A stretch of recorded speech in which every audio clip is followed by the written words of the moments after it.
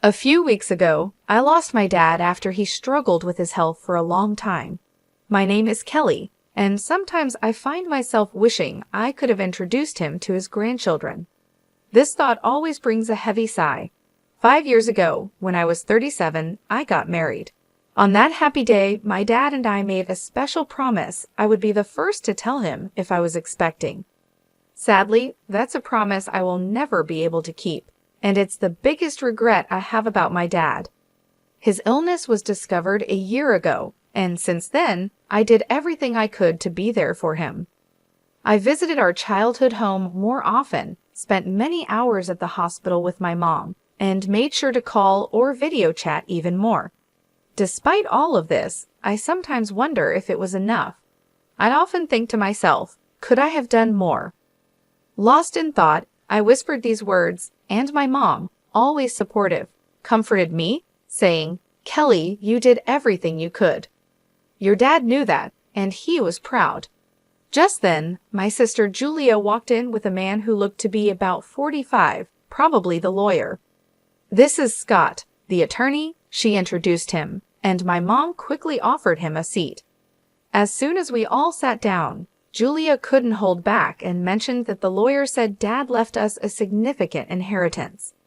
I couldn't help but respond, "Julia, you know it's not all yours." That comment instantly changed the mood. My sister and I have always had a rocky relationship, made worse by our dad's illness. Her refusal to visit our dad, even though I tried to bring them closer, didn't help.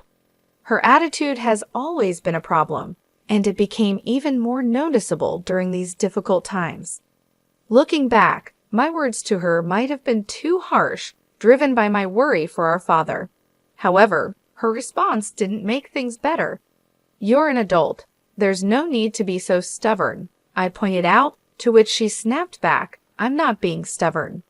Living in the city and traveling to the countryside isn't as simple as you think. It's just a 5-hour drive."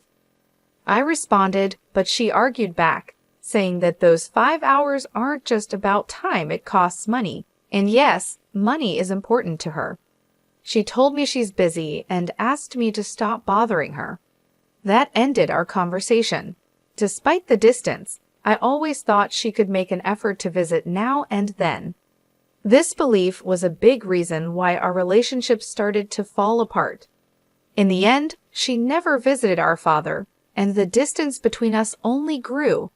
The tension in the room increased until the lawyer stepped in and suggested we all take a moment to calm down. I apologized, saying, "I'm sorry," which seemed to make things a bit better. The lawyer then explained, "As I mentioned over the phone, I'm here about your father's will." My mother, looking confused, asked quietly, "When was this arranged?" The lawyer replied, "A few weeks before he passed. Your father reached out to me. He asked you to come to the hospital?" My mother asked. The lawyer answered, "Yes, I drafted the will there with him, and his primary doctor was there too. It was arranged that the doctor would notify me after your father passed, which is why I contacted you now." The lawyer then took out a white envelope and placed it in front of us. Recognizing my father's handwriting on the envelope, I whispered, "That's definitely Dad's handwriting." Julia, visibly impatient, demanded, "Just get on with it." "What does it say? You know I'm busy." The lawyer, with a slight smile, opened the envelope. Inside, there was a single piece of paper outlining the inheritance, the house, some land, some savings, and a storage shed. We knew about the house and the land, but the mention of a storage shed was new to me. My sister, frustrated, turned to the lawyer and asked, "Wait, what about the farm?" The lawyer echoed, a bit surprised, "Yes, the farm." I explained, our father used to work on it as a hobby. He had run a successful business in a nearby town, but decided to slow down after turning 55, thinking about closing the company to spend more time on his hobbies, including the farm. This new mention of the farm added another layer to our father's legacy and what he left behind during my high school years. I remember saying that I wanted to take life a bit slower. My sister, who was in college at the time, didn't agree with this more relaxed approach. but both my mom and I, worried about my dad's health, supported the idea. "Don't worry about money, Julia. We've got plenty of savings," my dad reassured her. Though hesitant, she eventually agreed. After that conversation, my dad did wind down his business and started farming close to our home. "There's something fulfilling about working with the land," he would say, his face lighting up with joy. Seeing how happy he was made me feel that we made the right choice, though Julia seemed less convinced. Despite promising to come back home after graduation, Julia chose to build her career near her university and eventually married the CEO of an IT firm she met through her job. That's how things were when my father took up farming until his health started to decline. Julia insisted that the farm be included in the inheritance. At her insistence, the lawyer checked the documents and found that the farm was actually leased land. I had mistakenly thought we owned a large piece of land. Julia seemed disappointed by this discovery, but knowing little about farming ourselves, I felt it might be for the best. The discussion then turned to how the inheritance would be divided. "The house and the surrounding land will go to the wife," the lawyer said. Julia smirked, probably thinking about how the remaining assets would be split. "The rest, including the savings and the storage shed, should be divided between you three," the lawyer suggested. "Savings? That means cash, right?" "I'll take that," Julia said, focusing on the money. "The total savings amount to approximately $300,000, and this sum is not subject to inheritance tax," the lawyer informed us. "I want the $300,000 in cash," Julia declared, feeling like she had won. But this didn't sit well with me, and I spoke up. "Hold on, I don't agree. Why should you get all the cash?" I protested. "Because I'm the eldest," she argued, as if that settled it. "Fine, you can have the storage shed. What's that even worth anyway?" she added dismissively, turning back to the lawyer for more details. "It's the shed next to the farm. Whoever inherits it will own the structure, the land it's on, and anything inside it," the lawyer explained. Suddenly, Julia's attitude changed when she heard there was additional land. It struck me as odd that, even though she was married to a successful CEO, her desire for more seemed never-ending. As the lawyer explained more about the storage shed, he mentioned it came with a small piece of land, about 90 square feet, roughly the size of a small bedroom. He then laid out some photos of the shed for us to see, showing both the outside and inside. The shed looked quite run down from the outside, and inside it only had simple gardening tools like hoses, scissors, and shovels, nothing that seemed particularly valuable. My sister made a face of disgust when she saw the photos. "I don't want this," she said, looking closely at the images. They really just showed everyday items, more valuable for their memories than for money. "Fine, you take the cash. I want nothing to do with that old shed," she said, clearly wanting to distance herself from what she saw as a worthless inheritance. "Hold on, that seems unfair," I protested, realizing how uneven the division was. My sister quickly agreed to take the cash, knowing it was the more valuable option, leaving me with what she saw as worthless.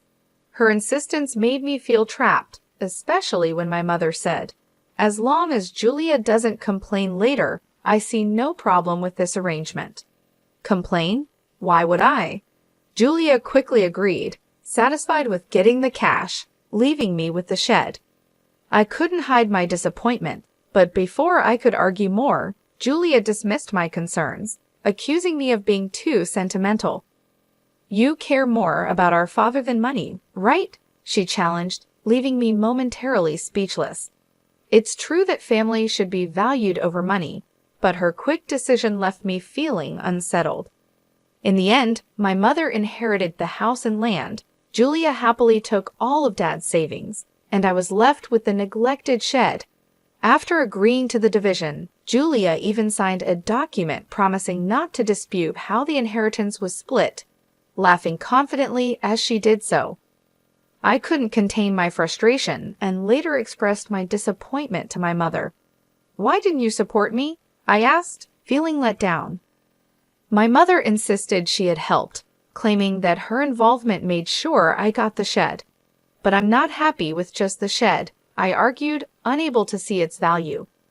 You might find something unexpectedly wonderful if you give it a chance, my mom suggested, trying to be optimistic. Despite my frustrations, her words sparked a faint glimmer of hope. Maybe there was more to the shed than it seemed, a thought that left me wondering. I tried to make sense of the day's events. After getting the key from the lawyer, I walked to the shed, which was beside a field about 15 minutes away from our house. The path was quiet and rarely used, adding to the peaceful yet somber atmosphere. The field, which my father had leased until he recently went into the hospital, was now empty, giving the place an untouched and solemn feeling. When I unlocked the shed, I was greeted by a thick layer of dust, showing how long it had been neglected. "Wow, it's really dusty," I said, noticing the heavy scent of disuse in the air. Even though I felt a bit disappointed at first, I still hoped to find something special of my father's, maybe a keepsake hidden inside. As I looked around the shed, it quickly became clear that it was just a simple space filled with farming tools. These items might have held sentimental value, but they didn't seem particularly special at first glance. I thought to myself, maybe I should just take what's inside for now, as I scanned the dim and cluttered surroundings. Then I noticed something odd about the shed's size. It seemed smaller on the inside than it did from the outside, which puzzled me. Was it a trick of the light, or was my mind playing tricks on me? I stepped outside to get a better look, still curious about the strange difference. Driven by curiosity, I decided to explore the outside of the shed. As I walked around to the back, hidden among a dense group of trees, I found a second door. "Wait, another entrance?" I gasped. From inside the shed, there had been no sign of this door. It looked like there was only one way in and out. This discovery hinted at a hidden space, only accessible from this secret back door. A surge of excitement rushed through me. Could this be one of Dad's secrets? He loved surprising us, always finding joy in the unexpected, like the surprises he planned for my birthdays. The memories brought tears to my eyes as I re-entered the shed, determined to find the key to this hidden door. After a thorough search, I was ready to discover what lay beyond it. I found 4 keys cleverly hidden inside the handle of a shovel. Excited, I rushed to the back door and tried one of the keys. With a satisfying click, the door swung open. Inside this small, hidden space stood a large safe, alone and imposing. "Is this from Dad's company?" I wondered aloud, as a flood of questions filled my mind. What secrets did it hold? Was this my father's way of leaving a final piece of himself behind? The discovery hinted at parts of my father's life that I had yet to uncover, like a personal treasure hunt he had left for me to explore. I immediately recognized the safe as the one that used to sit in the corner of my father's office, a familiar sight from my childhood. Seeing it brought a wave of nostalgia over me. This safe was a real connection to my father, making the inheritance feel even more meaningful. Knowing my dad, this felt like just the beginning of his final surprises for me. "There's got to be more," I whispered to myself as I used the 3rd key to unlock the safe. The door creaked open, revealing contents that left me completely amazed, an unexpected legacy. Realizing how important this discovery was, I quickly secured the safe and went to tell my mother. Later, with my husband's help, we moved the safe from my parents' home. It occurred to me that these valuable items, likely part of my inheritance, might have tax implications. Wanting to handle this properly, I decided to seek legal advice. Following the lawyer's suggestion, I contacted a certified public accountant, CPA, recommended by a friend to help navigate the possible tax issues. This professional took care of the complicated details, making sure everything was in order. A year passed as we dealt with these matters when, unexpectedly, my sister showed up at my home. Her visit was surprising, especially considering our strained relationship over the inheritance. "I was just in the area," she claimed, but her uneasy behavior and the fact that we lived 20 minutes apart made her visit seem less than casual. Despite our complicated history, I invited her in. After serving coffee, she seemed restless and finally asked, "Did you win the lottery or something?" Her question puzzled me. I never played the lottery, and it wasn't the time for my husband's holiday bonus. "What are you getting at?" I asked, trying to understand her point. I finally asked her to clarify her strange accusations. Her mood shifted suddenly to irritation. "Are you making fun of me?" she accused. Her reaction confused me even more, as her question seemed completely unexpected. I had no idea what made her think I had come into a lot of money, especially since only my family knew about the mysterious contents of the safe. My sister was filled with curiosity about money, insisting that I must have received a significant amount. She told me about a recent conversation with our aunt in the city, who unknowingly sparked her curiosity. Our aunt mentioned receiving a $5,000 gift card from me as a thank you for visiting our father during his illness. This gesture led my sister to wildly speculate that I had stumbled upon some unexpected fortune. "You've come into some money, haven't you? Just admit it," she pressed, looking for answers. Understanding what had led to her questions, I sighed, which only irritated her more. "What's with the attitude? Are you making fun of me?" she demanded. I tried to explain that it was just a gesture of appreciation, but she questioned where the money for such gifts came from. I reminded her of the inheritance, specifically the dusty shed she had dismissed, and then revealed the discovery of the safe inside it, a real treasure trove left by our father. The safe contained a collection of valuable watches, a passion of our father's. Although I wasn't sure of their exact worth, it was clear they were valuable, especially considering the modest savings left behind. This revelation led to a discussion about the possibility of having to pay inheritance tax, a concern my mother had raised when she learned what was inside the safe. "What should I do, Mom?" I asked, seeking her advice.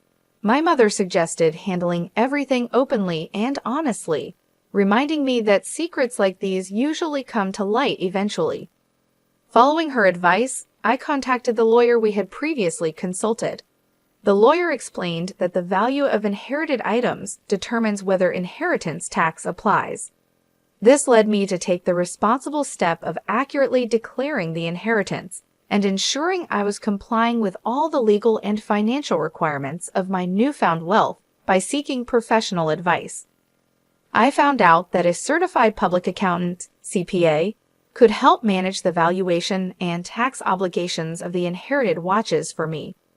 Trusting the CPA with this task, we discovered that the collection was worth an incredible $500,000. Because of their high value, it was clear that inheritance tax needed to be paid. The sensible advice was to keep only the watches that held sentimental value to me and sell the others to someone who could appreciate and afford them. This approach not only made financial sense, but also felt right emotionally. From the money made from the sale, I was able to cover the inheritance tax and also send gift cards to relatives who supported us during my father's illness. This is what had sparked my sister's curiosity. Among the keepsakes, I chose to keep my father's pocket watch. It wasn't worth much in terms of money, but it was rich in memories.